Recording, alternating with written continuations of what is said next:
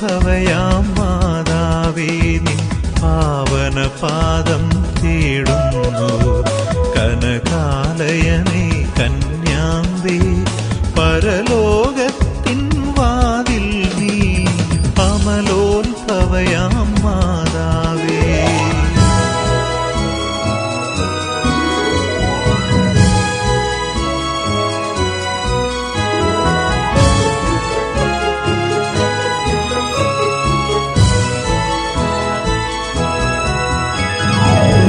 നിത്യമനോഹര സൗഭാഗ്യം നിൻ സുതനുടെ കനിവാൽ നേടിയിടാൻ.